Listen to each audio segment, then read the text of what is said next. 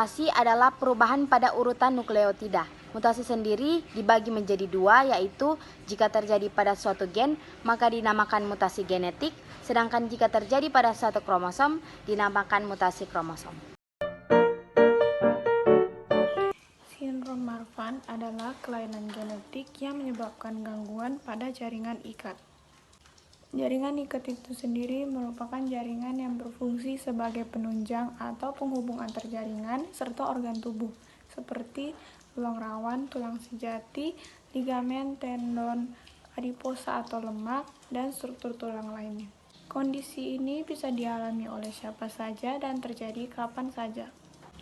Umumnya, penderita sindrom Marfan ini memiliki kelainan fisik yang khas, seperti tubuh yang kurus tetapi tinggi, lengan, kaki, dan jari yang tumbuh lebih panjang dari biasanya, serta kecenderungan sendi yang lebih lentur dibandingkan dengan milik orang pada umumnya.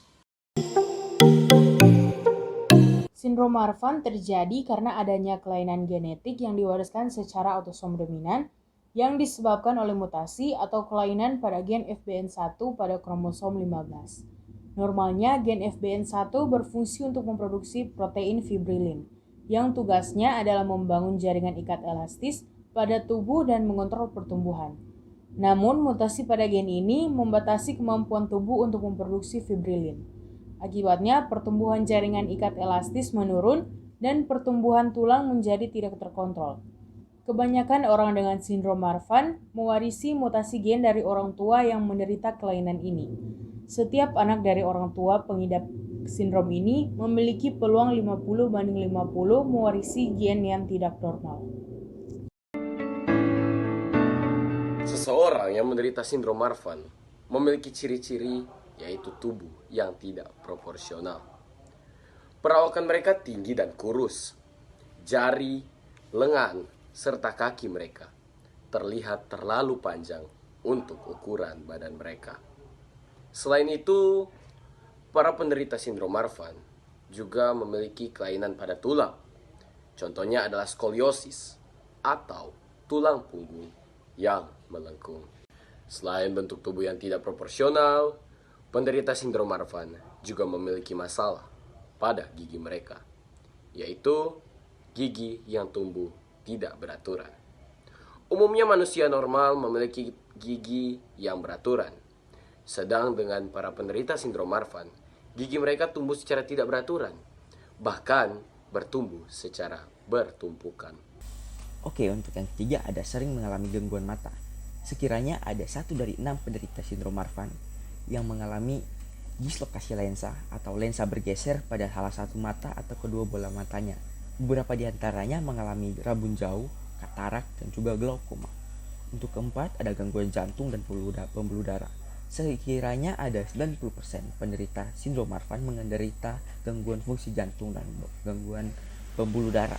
Kondisi ini dapat menyebabkan terjadinya pendarahan pada dinding pembuluh darah yang dapat berujung fatal dan menyebabkan kematian. Untuk yang kelima, yang terakhir, ada fungsi paru yang tidak optimal. Sindrom Marfan juga bisa menyebabkan paru-paru tidak berfungsi yang dengan normal. Hal ini terjadi karena adanya perubahan drastis pada jaringan paru-paru. Selain gangguan fungsi, penderita sindrom Marfan juga lebih berisiko menderita penyakit asma, pneumonia, bronkitis, dan juga penyakit paru obstruktif kronik atau bisa disebut dengan PPOK. Pengobatan sindrom Marfan. Sindrom Marfan merupakan kelainan yang tidak dapat dihilangkan sepenuhnya, tetapi pengobatan dapat dilakukan untuk mengurangi gejala dan mencegah komplikasi, terutama jika dilakukan sejak dini. Berikut ini adalah beberapa penanganan yang dapat dilakukan berdasarkan bagian tubuh yang mengalami kelainan. Pertama, bagian mata bagi pasien sindrom Marfan yang mengalami rabun jauh. Penanganan yang dapat dilakukan adalah pemberian kacamata atau lensa kontak yang sesuai. Jika pasien mengalami katarak, maka operasi katarak bisa dilakukan. Yang kedua, bagian jantung. Pada pasien yang mengalami gangguan jantung, dokter akan meresepkan obat penghambat beta seperti bisoprol untuk meringankan kerja jantung dan beban aorta dalam menyalurkan darah.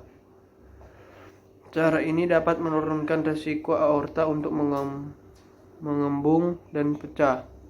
Namun jika kondisi aneurisma aorta sudah cukup berat dan berpotensi mengancam nyawa, dokter dapat menyarankan operasi untuk mengganti aorta dengan bahan sintetik. Bagian tulang penderita sindrom Marfan dengan tulang dada yang menonjol keluar umumnya tidak perlu ditangani, karena kebanyakan tidak menimbulkan masalah.